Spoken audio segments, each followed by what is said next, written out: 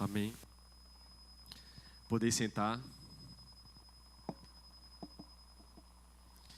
Eu sei que alguns podem ter achado o texto meio longo essa noite, tanto da primeira passagem do Evangelho de João, quanto de Atos dos Apóstolos. Mas eu queria convidar vocês a estarem comigo nesses poucos minutos em que eu venho trazer a palavra dessa noite. No primeiro ponto, na primeira passagem, foi citado o Evangelho de João, e especificamente aquele ponto em que Pedro diz que não conhece a Jesus. E eu sei que essa passagem é muito conhecida de todos nós. E toda vez que eu me pego lendo essa passagem, eu sempre lembro depois de Cristo com Pedro, perdoando os pecados dele e chamando ele a ter parte com ele e a apacentar as minhas ovelhas. Mas eu queria chamar a sua atenção essa noite de que esse homem que caminhou 3 anos ao lado de Cristo, vendo milagres, vendo Jesus operando, escutando Jesus todos os dias, manhã, tarde e noite. Esse homem, naquele momento da cruz, ainda negou o seu Salvador. E eu tenho certeza que quando a gente lê essa passagem, nos gera interpretar o seguinte: se ele ali tivesse confessado que era seguidor de Cristo, discípulo de Cristo, talvez ele acompanhasse o próprio Jesus em outra cruz. Então a ação dele ali foi recusar a Cristo, negar que conhecia o Salvador, para garantir a própria vida. Essa é a mensagem que eu queria que vocês guardassem com relação à primeira passagem.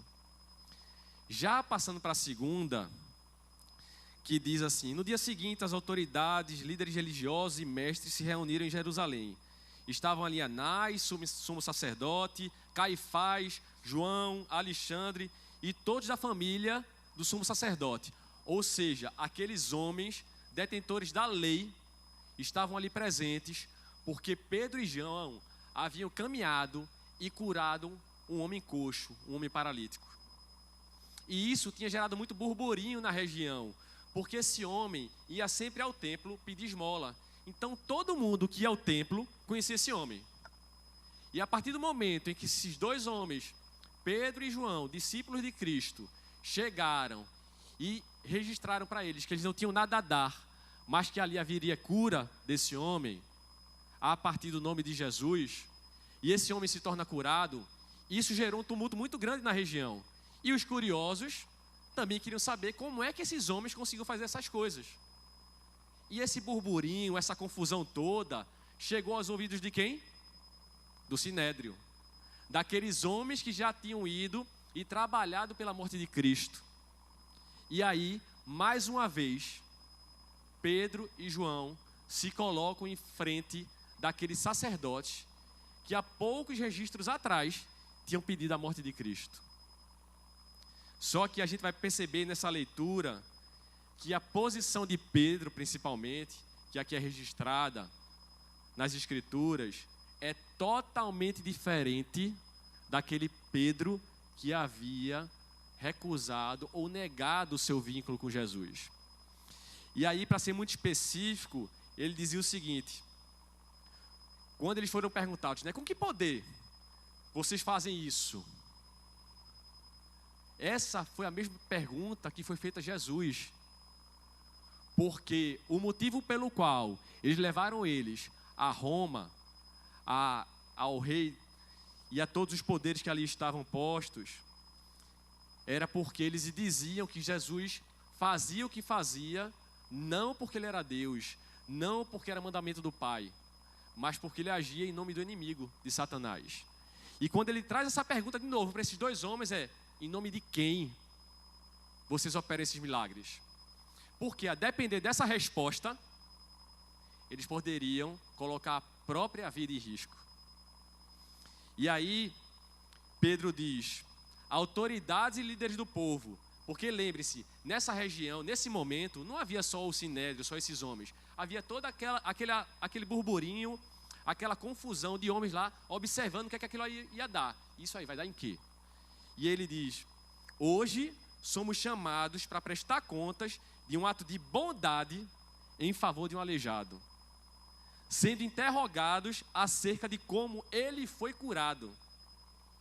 Saibam os senhores e todo o povo de Israel que por meio do nome de Jesus Cristo, o Nazareno, a quem os senhores crucificaram, olha o registro. O Pedro, que era passivo, que negou a Cristo, agora acusa o próprio Sinédrio, acusa os próprios sacerdotes de que eles foram culpados pela crucificação de Cristo. E ele continua: mas a quem Deus ressuscitou dos mortos, este homem aí, curado diante dos senhores. Este é Jesus. E aí ele fala da pedra angular. Não há salvação que não seja através de Cristo. Termina essa passagem que já é o verso 12. E diante dessa passagem, existem alguns pontos importantes. Esses homens que tinham poder, que tinham conhecimento da palavra, que participavam do Sinédrio, dentre esses homens existiam os saduceus. Eles eram sacerdotes que detinham poder, cuidavam do templo e teriam poder, inclusive, de pedir a vida desses homens, de pedir para que morressem, porque eles em si, eles só acreditavam nos 5 livros iniciais da Bíblia, o Pentateuco. Então eles não acreditavam em ressurreição. E aí chega 2 discípulos, 2 apóstolos e dizem: nós fazemos isso em nome de Jesus, que ressuscitou dos mortos. Há um claro enfrentamento desses homens frente a todos aqueles outros. E isso só é possível quando você está revestido do poder do Espírito Santo. Isso só é possível quando você crê verdadeiramente em quem você segue. Esse contexto, que é o capítulo 4 de Atos, voltando um pouquinho, em Atos 2, houve o derramamento do Espírito Santo, em que 3.000 pessoas, 3.000 homens foram convertidos, falando em línguas. Depois, acontece no capítulo 3, esse homem que foi curado, que foi sarado por Pedro e João. E no capítulo 4, vem esse ataque desses homens, desses sacerdotes, contra esses 2. E é por conta disso que eu queria trazer para a igreja essa noite 3 reflexões. E a primeira delas é: não há como seguir Jesus e você não ser perseguido. Ou, no mínimo, você ser confrontado. Não há como. Esse trecho, Pedro presenciou a crucificação do seu Salvador e, mesmo assim, ele colocou a vida dele em risco. Depois que Cristo ressuscitou, se mostrou como Salvador daqueles homens, Pedro, na primeira trincheira de frente, com os mesmos homens que pediram a morte de Cristo, ele disse: vocês mataram Jesus. Mas ele ressuscitou diante dos mortos, através do Senhor, através de Deus. Veja que diferença do Pedro inicial para esse Pedro aqui. E aí, eu lembro do seguinte: talvez no primeiro momento Pedro tenha se omitido, e foi isso de fato que aconteceu. Ele recuou diante de um enfrentamento que podia tirar a vida dele. Mas, e nós? Quantas vezes nós já nos posicionamos ou já recuamos quando o assunto é a nossa fé? Quando alguém disse para você assim: mas você é crente? E você talvez não tenha dado a resposta que estava no seu coração. Talvez alguém tenha julgado você por um pecado seu, por um erro seu, porque todos nós somos pecadores e sabemos disso, e ter apontado para você e disse: mas você não vai para a igreja todo domingo? Mas você não vai na igreja toda quarta-feira? Qual é o tipo de enfrentamento que a vida tem te colocado? Você tem assumido a posição, o papel de filho de Deus e tem garantido e deixado claro a sua fé? Ou você ainda vem recuando e caminhando na sombra? O problema todo naquele momento, em Atos dos Apóstolos, não era ser Pedro e ser João. O grande problema era: nós curamos em nome de Jesus, que ressuscitou dos mortos. Enquanto eles eram homens comuns e faziam o que homens comuns faziam, isso não gerava interesse do sinédrio, daqueles homens. Mas a partir do momento em que eles dizem: não sou eu que tenho poder, o poder vem de Jesus, aí tem coisa errada, aí tem enfrentamento. Porque de onde é que vem esse poder? Se eles achavam que não existia ou que não tinha chegado o seu próprio Salvador. E é esse o nosso desafio todos os dias. E eles continuam dizendo: a pedra que vocês rejeitaram é a pedra angular, a pedra que dá alicerce a toda a nossa fé. É por isso que nós vivemos, é por isso que nós respiramos, é por isso que Deus nos dá a misericórdia de toda manhã estarmos vivos e falando das maravilhas que Ele fez. Esses homens, eles são motivados por isso. E por incrível que pareça, toda vez que a igreja é colocada numa situação de enfrentamento, de aperto, de encerrar suas atividades, a igreja de Jesus só faz crescer. Sempre foi registrado assim na história do povo. O povo romano, quando ele invadia as regiões que ele invadia e se tornou aquela grande nação, aquele grande império, eles faziam questão de criar estradas para poder chegar nos lugares onde eles invadiam e colocar sua força, impor sua força. E eles eram tão inteligentes que eles não faziam questão de aplicar a fé deles, eles deixavam você ter a sua fé. Só não sabiam é que essas estradas que eles criavam serviam de caminho para os apóstolos pregarem o evangelho. Porque quando está nos planos de Deus, tudo, absolutamente tudo é perfeito. E nós, como cristãos, nós também sofremos uma repressão. Só que a nossa repressão hoje é uma repressão silenciosa. A sociedade, ela não admite os nossos posicionamentos. A nossa fé, que é baseada na palavra, ela vai se tornando pelas pessoas cada vez mais relativizada. Nós somos muitas vezes calados. As escolas, em sua maioria, por mais que se digam cristãs, no máximo fazem uma oração para não perder esse título. E a segunda reflexão que me traz e que eu trago para a igreja essa noite é: a conversão, ela vem do uso da palavra. E é a palavra que tem poder. Não é o pregador que está diante de vocês que tem poder. É a palavra do Senhor Jesus. É ela que tem poder. Por isso que muitas vezes, e eu amo assistir pregações, eu olho para aqueles homens maravilhados, pregadores que eu gosto de escutar e praticamente escuto todos os dias, e às vezes mais de uma vez por dia, porque eles trazem a palavra, eles trazem o coração, a vivência deles. Eles trazem a palavra para próximo da gente, da nossa vida. E isso para mim faz sentido. Mas é a palavra. O que faz deles homens tão buscados e procurados, não nos apeguemos a eles, mas a palavra que eles transmitem. E aí eu queria chamar a atenção para vocês de uma obreira chamada Amali.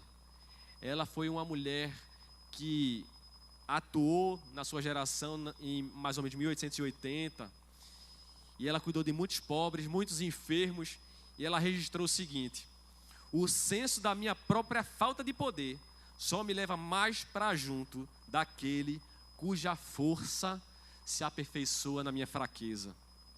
Eu me entrego à sua orientação, com a feliz confiança de que Ele há de completar o trabalho que começou e ajudará, vezes em conta, esta própria criança vacilante a subir. Sim, mesmo que ela tropece uma centena de vezes por dia, é Ele que a ajuda a subir.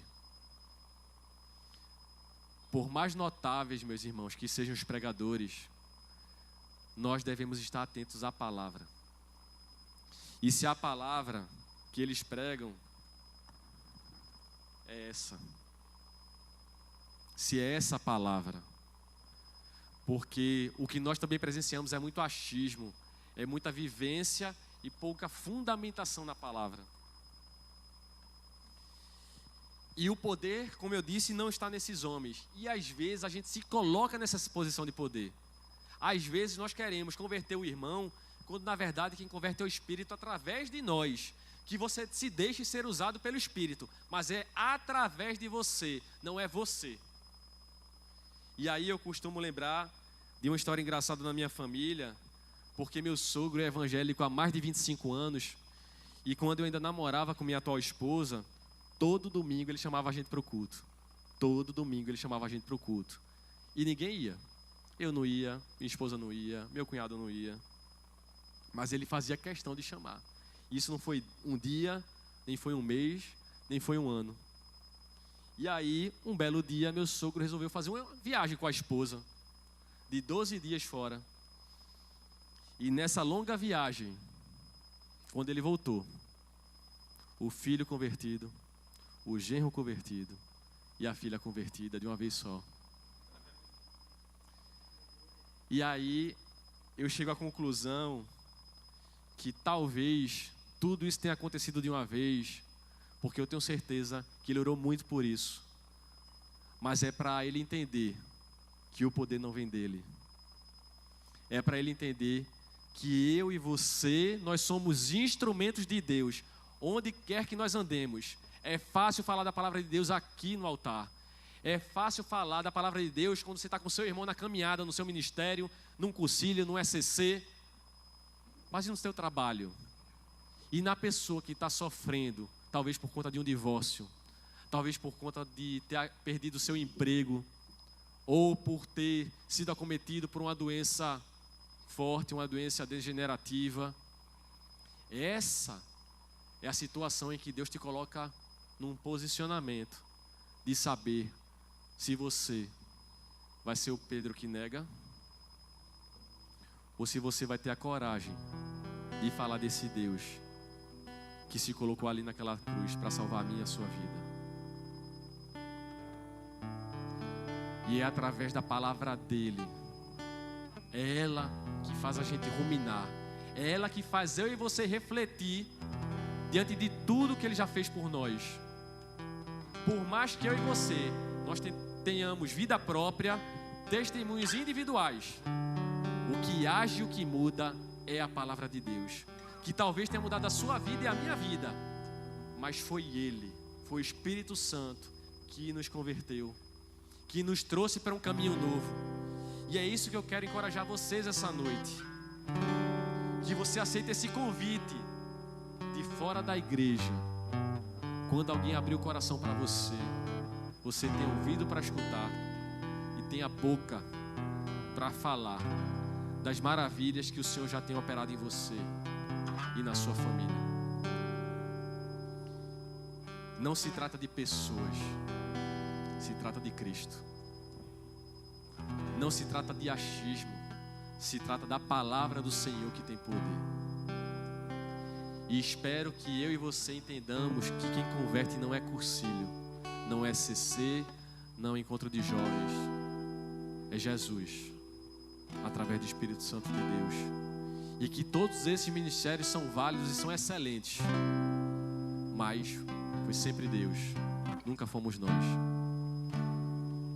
E já chegando à conclusão, a minha terceira reflexão dessa noite é que nessa passagem Pedro deixa muito claro que a salvação ela vem de Jesus. Não há salvação em nenhum outro nome, somente Ele tem poder. E esses dois apóstolos aprenderam essa lição, porque com Jesus nós somos mais que vencedores. Ele guerreia a nossa batalha, Ele está conosco nos dias fáceis e nos dias difíceis, mas Ele vai estar sempre presente na nossa vitória, mas também na nossa derrota. Esse Pedro, que há muito havia negado a Cristo, procurando não correr risco de vida, quando indagavam se era discípulo, agora de frente Eu imagino como ele pode ter olhado olhos nos olhos do sumo sacerdote e teve a coragem de dizer: foram vocês que pediram a vida dele para chegar àquela cruz. Vocês entendem o tipo de coragem que esse homem estava revestido? E é essa oração que eu convido a você a fazer. Que você seja cheio e cheia do Espírito Santo. Para que você seja usado para fazer o sobrenatural. Para fazer o que o mundo diz que é para fazer de um jeito e você faz de um jeito totalmente diferente. Porque você não faz por vontade própria, mas você faz pela vontade do Pai que colocou o poder em você através do Espírito Santo.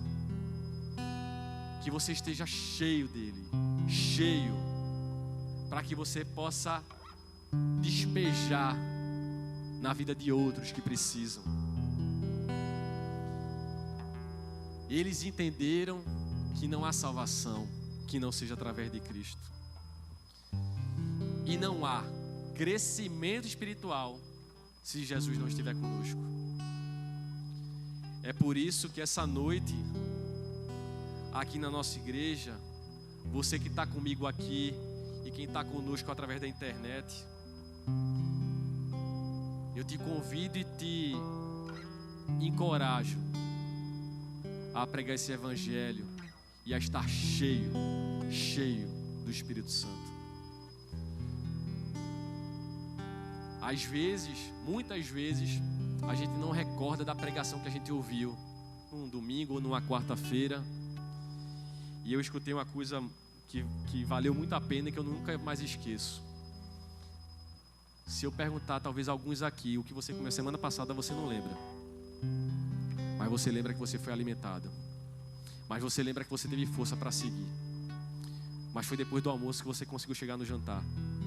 Mas foi depois daquele alimento que você pôde voltar para o seu trabalho, realizar suas atividades. Foi aquele alimento que te deu saúde. Que você possa se alimentar da palavra de Deus todos os dias. Escutando, aprendendo e mais além, vivenciando a palavra de Deus. Vivencie essa palavra, porque essa palavra que ela é viva, é ela que faz mudança em mim e você. É mudança de rota, conversão é isso, é mudança de direção, é querer um caminho diferente, às vezes, do que o seu próprio coração deseja.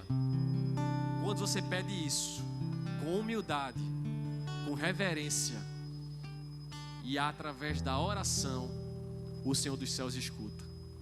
Está lá em 2 Crônicas 7,14. Ore. Vá lá, como diz em Mateus 6,6. Vá para o seu lugar secreto e entregue ao Senhor aquilo que talvez você não possa entregar a um filho que não tem maturidade para escutar.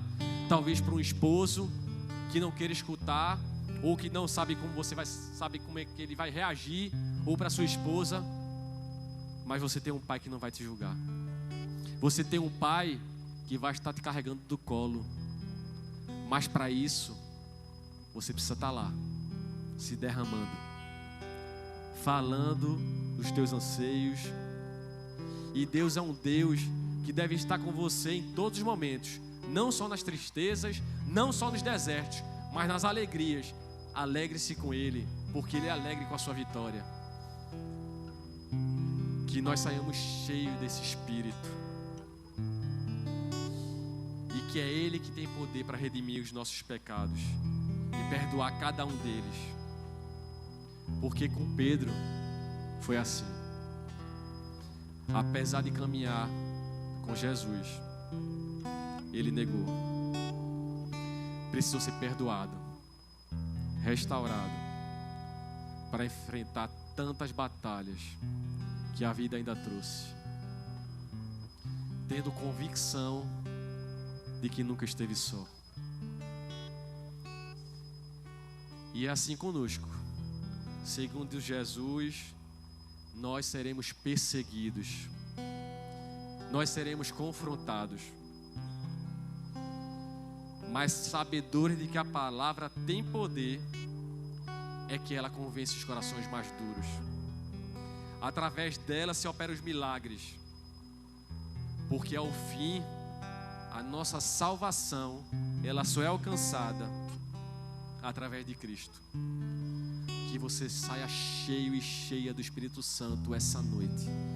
Essa é a minha oração, para que você possa enfrentar tantos dias bons quanto os dias maus. Essa é a entrega que o Senhor tem para o seu povo essa noite. Que Deus abençoe.